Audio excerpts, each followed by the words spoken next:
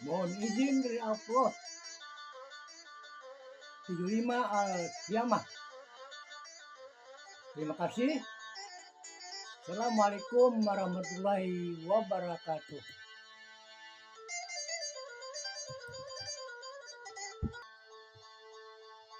Bin rahimakumullah. Al-khamisatu wa sab'un min suril Qur'an suratul Qiyamah makiyatun wa ayatuha arba'un. Yang ke-75 dari surah-surah Al-Qur'an yaitu surah Al-Qiyamah. Surah Al-Qiyamah ini diturunkan di Mekah dan ayat-ayatnya berjumlah 40 ayat. Bismillahirrahmanirrahim. La uqsimu biyaumil qiyamah wa la uqsimu bin nafsil lawwamah. Ayahsabul insanu allan najma'a izamah bala qadirina ala an nusawwiya banana bal yuridul insanu liyafjura amamah yas'alu ayyana yaumul qiyamah sampai seterusnya.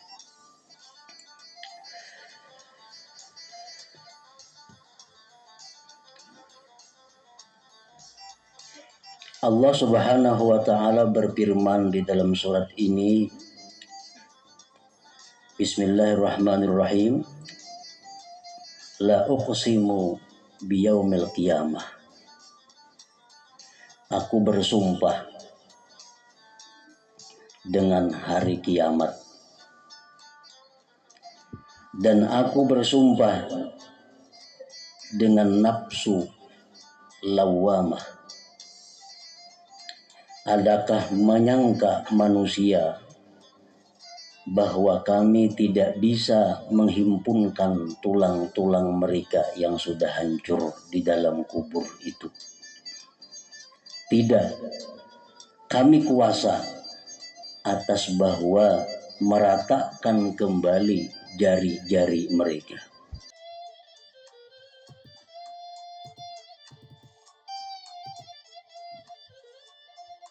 Tetapi menghendaki manusia itu untuk selalu berbuat dosa selama-lamanya. Dia bertanya, kapan itu hari kiamat terjadi? Ayat pertama sampai ke-6 surat Al-Qiyamah. Para muhibbin rahimakumullah. Allah Subhanahu wa taala bersumpah. Pertama, sumpah Allah dengan hari kiamat. Yang kedua, Allah bersumpah dengan nafsu al-lawwamah. Allah bersumpah apa? Bahwa Allah akan mampu menghidupkan kembali, menghimpunkan kembali tulang-tulang yang bertebaran di dalam kubur itu. Sehingga manusia itu akan bangkit nantinya pada hari kiamat untuk menghadap Allah Subhanahu wa taala, mempertanggungjawabkan segala apa yang diperbuatnya. Allah Subhanahu wa taala bersumpah dengan hari kiamat karena hari kiamat itu adalah sesuatu yang sangat dahsyat. Hari kiamat itu sesuatu hari yang tidak bisa kita bayangkan dengan kejadian-kejadian sebelumnya.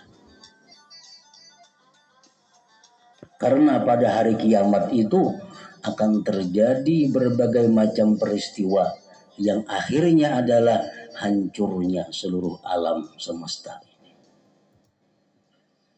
Para muhibbin rahimakumullah. Yaumul qiyamah, hari kiamat. Hari berdiri artinya. Kenapa dingarani atau dinamai hari berdiri? Liqiyamin nas li rabbil alamin. Karena pada hari itu manusia berdiri menghadap Allah Subhanahu wa taala. Itu ngarannya hari kiamat.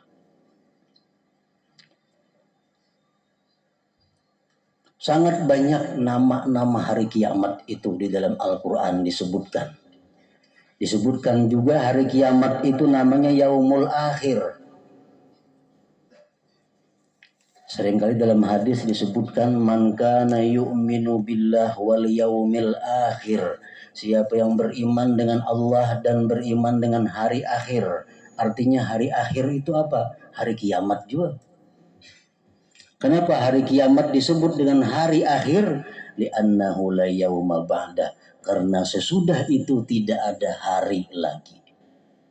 Itu hari yang terakhir sudah. Hari kiamat dinamakan pula dengan Yaumul Ba'ats. Hari dibangkitkan. Li'anna Allah ahya fihil mauta, karena pada hari kiamat itu Allah menghidupkan makhluk-makhluk yang mati. Lalu disebut hari itu hari berbangkit. Disebutkan lagi nama hari kiamat itu adalah Yaumul Khuruj, hari keluar. Maksudnya apa hari kiamat itu dinamakan hari keluar? Li'anna Allah akhrajahum min kuburihim, karena Allah mengeluarkan mereka manusia-manusia dari kubur-kubur mereka. Dan hari kiamat itu pula dinamai dengan Yaumuddin. Maliki Yaumiddin, raja di hari kiamat. Yaumul Qiyamah bisa juga dinamakan Yaumuddin. Kenapa disebut Yaumuddin?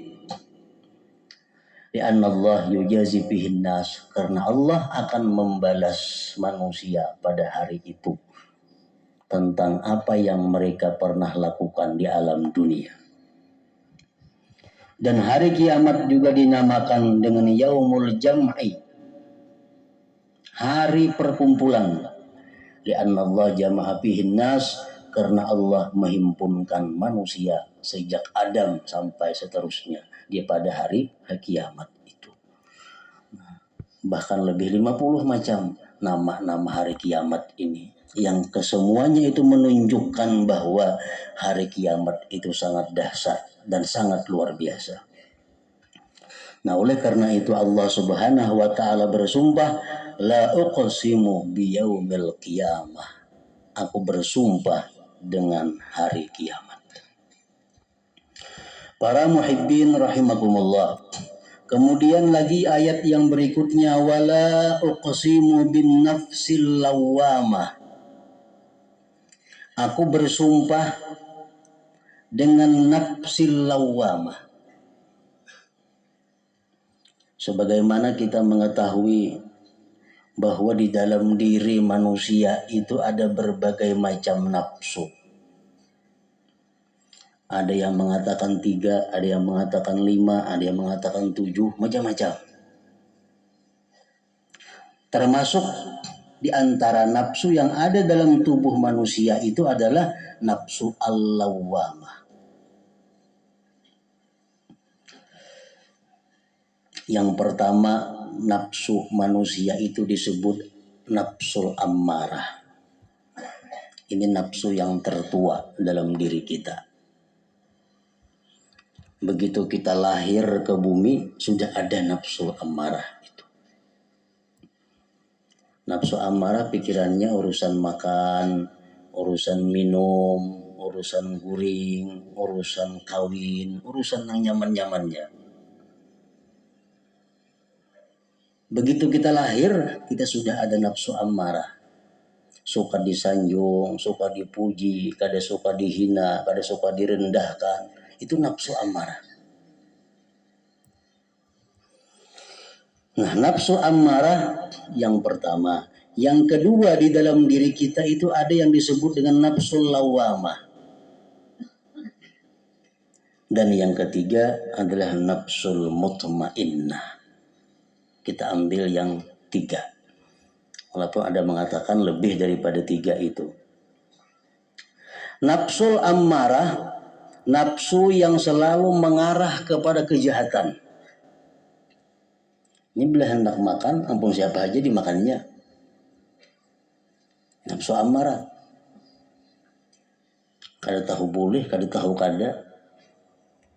Ini nafsu ammarah. Ini nafsu ammarah adalah lil kafirin wal fasikin, nafsunya orang kafir dan orang-orang fasik. Yang kedua, an-nafsul lawwamah. Hiya nafsul mu'min. Itulah nafsunya orang yang beriman. Nah, jadi dari nafsu ammarah ini dididik sedemikian rupa sehingga dia akan berpindah menjadi baik, lalu jadinya nafsul lawwamah. Itu nafsunya orang-orang yang beriman. Artinya lawwamah itu adalah mencela. Nafsu yang mencela dirinya. Al-Hasanul Basri berkata, ma yural mu'minu illa yalumu nafsah. Tidak dilihat orang yang beriman itu melainkan dia selalu mencela dirinya. Berbuat dosa dia mencela dirinya. Berbuat baik mencela dirinya.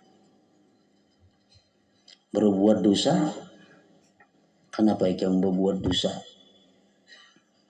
Ikam kada takutkah lawan Allah? Ikam kada malukah dengan Allah?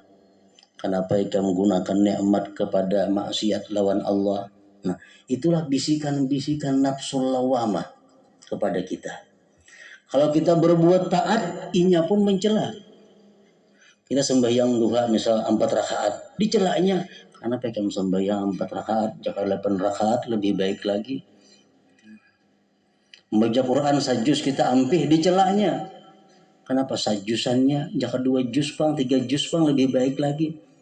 Nah, nafsu orang yang beriman selalu demikian, selalu mencela akan dirinya. Wal fajir la yuhasid nafsahu. Nah, kalau orang yang jahat itu dia kada mau mencela dirinya, kada mau memperhitungkan dirinya. Orang yang beriman itu orang yang selalu tidak percaya dengan dirinya. Selalu takut, selalu merasa lebih banyak buruknya daripada baiknya. Selalu merasa lebih banyak bodohnya daripada pintarnya. Itu orang beriman.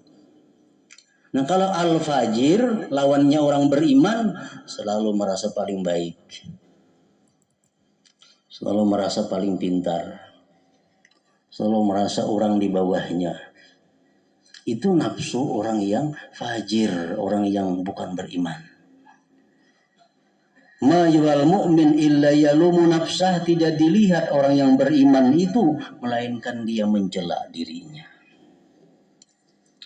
Qala ba'du sufiyah hiya mabda'u taraqqi wal khair.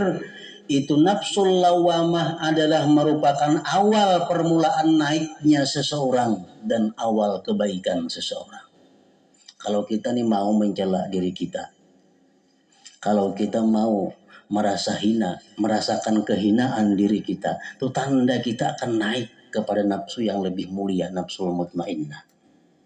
Kalau kita mau, kita merasa bahwa kita ini lebih banyak dosanya daripada pahalanya, kita cela diri kita, mau demikian, itu adalah perawal daripada kebaikan kita.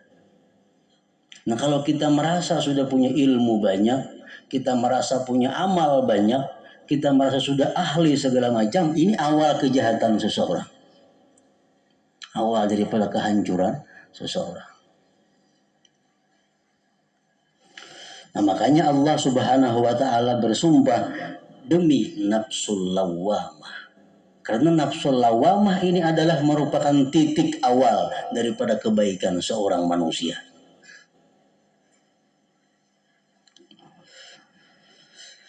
An-nafsul mutmainnah, yang ketiga nafsu yang tenang, yang tentram. Hiya nafsul awliya wal anbiya, itulah nafsunya para wali Allah dan para anbiya. Hiya allati tma'annat billahi ta'ala ar-radiyah bi hukmillah wa qadaihi wa qadarih. Itulah nafsu mutmainnah yang tentramnya dengan Allah, tentram dengan Allah, tentram dengan hal-hal yang disenangi Allah. Kalau baca Quran hatinya tenang, karena Al-Quran itu adalah sesuatu ibadah yang dicintai Allah. Kalau dia baca salawat hatinya tenang. Tenangnya ini orang dengan Allah. Tenangnya bukan dengan kedudukan, tenangnya bukan dengan kekayaan, tenangnya bukan dengan serba ada, tapi tenangnya orang ini dengan Allah. Itu sudah punya nafsu mutmainnah, nafsunya para aulia dan anbiya. Para muhibbin rahimakumullah. Jadi nafsu kita ini kalau kita kada didik mulai awal, akan terus menerus nafsu kita amarah. Perpindahan nafsu dari amarah kepada lawamah itu perlu pendidikan, perlu latihan. Perpindahan nafsu lawamah kepada mutmainnah makin perlu lagi kepada pendidik, pembimbing yang mengarahkan kita. Rasulullah SAW bersabda, sewaktu sahabat beliau pulang daripada peperangan, beliau bersabda, marhaban bikum qadimtum minal jihadil asghar ilal jihadil akbar. Qila ya Rasulullah wa mal jihadul akbar? Qala jihadun nafsi, rawahul Baihaqi. Selamat datang, ujar Nabi kita, daripada jihad yang kecil. Sudah bisa perang mengalahkan orang kafir, disebut Nabi, kalian sudah pulang daripada mengalahkan orang kafir, jihad yang kecil, dan kalian akan menghadapi al-jihadul akbar, jihad yang lebih besar. Sahabat berkata, apa jihad yang lebih besar itu wahai Rasulullah? Rasulullah menjawab, jihadun nafsi, berjuang melawan nafsu ammarah. Kalau kita kada berjuang melawan nafsu ammarah, kita kada akan bisa punya nafsu lawamah.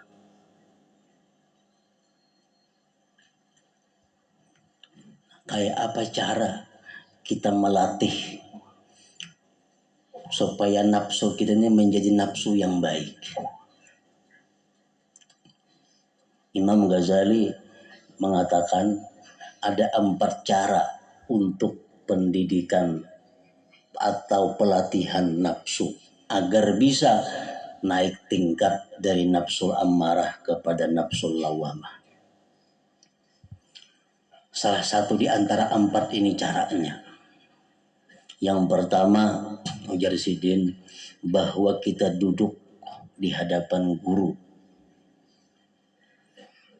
yang mengetahui tentang seluk-beluk ilmu agama, baik ilmu syariat atau ilmu tarikat atau ilmu hakikat, yang mengetahui ilmu syariat dan tarikat dan hakikat. Kita duduk di hadapan guru itu minta didik. Wahai guru, ulun datang ke sini minta didik pian. Napa nang kada baik dalam diri ulun ini padahkan. Nang baik ulun gawi apa? Nang baik ulun tinggalakan nang mana? Itu salah satu cara. Kalau kada ada orang yang membimbing kita, kita akan sulit untuk bisa meninggalkan nafsu ammarah. Nah, kalau kita kada ada kesempatan untuk bertemu guru yang bisa membimbing kita, cara yang kedua apa? Kita mencari kawan yang berilmu, yang jujur, yang mau menasihati kita. Kawan barang cari. Nah, lawan kawan kita minta pendapat. Lawan kawan kita minta tagurakan, aku ada salah. Lawan kawan minta bimbing. Kalau aku bujur, bujurakan. Kalau aku salah, padahkan salah. Nah, lawan kawan.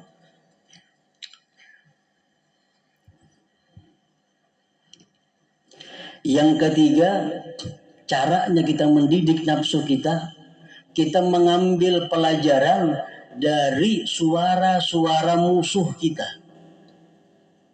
Kita mengambil pelajaran dari suara-suara orang yang antipati kepada kita. Karena biasanya yang keluar daripada musuh kita adalah aib dan keburukan kita. Apa yang dikatakan oleh lawan-lawan kita, apa yang dikatakan oleh orang yang kada senang lawan kita, itu kita ambil pelajaran. Atau yang keempat, kita bergaul dengan manusia. Apa yang mereka anggap baik, kita ukur lawan diri kita. Apa yang mereka anggap kada baik, kita ukur lawan diri kita. Nah, umpamanya kita bergaul lawan manusia, orang banyak. Orang banyak tuh katuju lah. Amun ada orang kakawanannya yang bersifat pemalar, pasti kada katuju. Kumpulan manusia, ada seekor yang bersifat pemalar di situ, yang lain kada katujunya orang. Nah, kita bawa ke diri kita. Kalau aku pemalar, berarti aku kada diketujui orang juga. Di antara kumpulan mereka ada yang bersifat sombong. Bersifat sombong kada akan disenangi kawan-kawannya.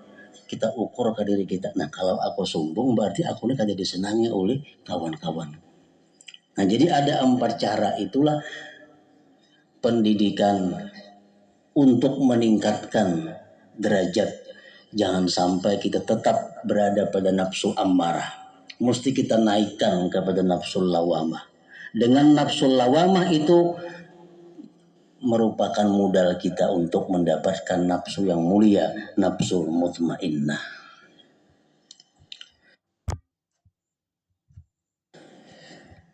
Para muhibbin rahimakumullah. Kemudian ayat yang terakhir yang ke-6 tadi, yas'alu ayyana yaumul qiyamah. Dia bertanya kapan hari kiamat.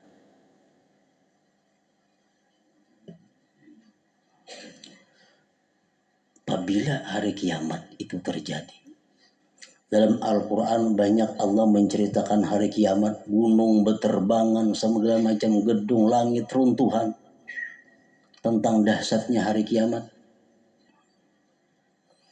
Ada yang bertanya kepada Nabi, kapan hari kiamat itu terjadi?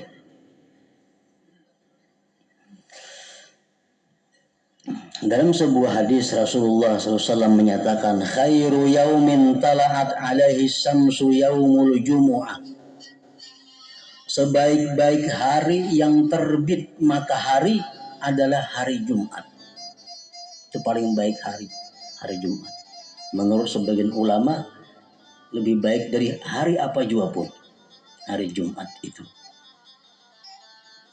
Kenapa? Salah satu kebaikan hari Jumat itu, setiap amal ibadah kita dilipat gandakan pahalanya sampai 70 kali.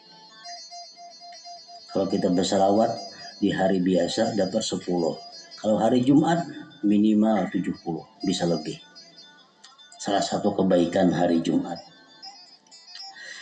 Fihi khulika Adam wa fihi udkhilal jannah wa fihi ukhrija minha.